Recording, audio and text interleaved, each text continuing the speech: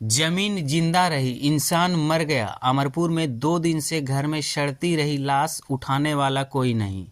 नगर पंचायत अमरपुर के ward number 14 स्थित महमदपुर गांव में एक दिल दहला देने वाली तस्वीर सामने आई है, जहां इंसानियत दम तोड़ती नजर आई। गांव में एक बुजुर्ग व्यक्ति की मौत के बाद उसकी लाश 2 दिन तक घर में पड़ी रही, लेकिन समाज और सिस्टम दोनों खामोश बने रहे।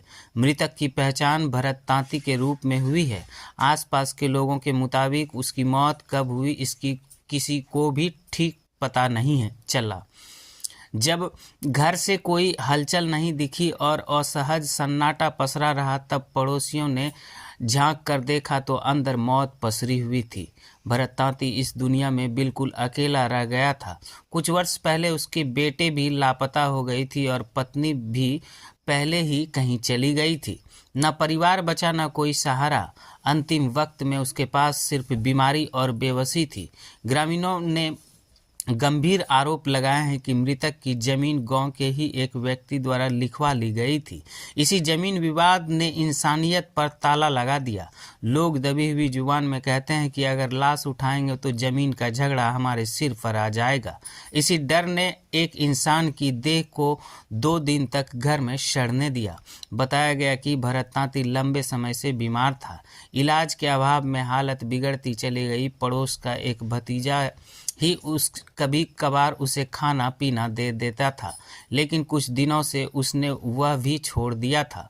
भूख, बीमारी और अकेलापन के बीच उनकी सांसें टूट गई।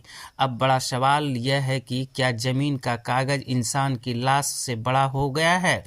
क्या प्रशासन की जिम्मेदारी सिर्फ फाइल तक सीमित है? क्या एक बेसहारा व्यक्ति की मौत भी सिस्टम को नहीं जगा पाई? महमदपुर गांव की यह घटना समाज के मुंह पर तमाचा और यहाँ एक इंसान मर गया और उसकी लाश से पहले इंसानियत ने दम तोड़ दिया। चर्चा दिक्कत यहाँ से कि आदमी जैसे कहिए कि भाई तोरा जमीने जगह नहीं हो, ओकरा बाद तो खाली लाश उठा।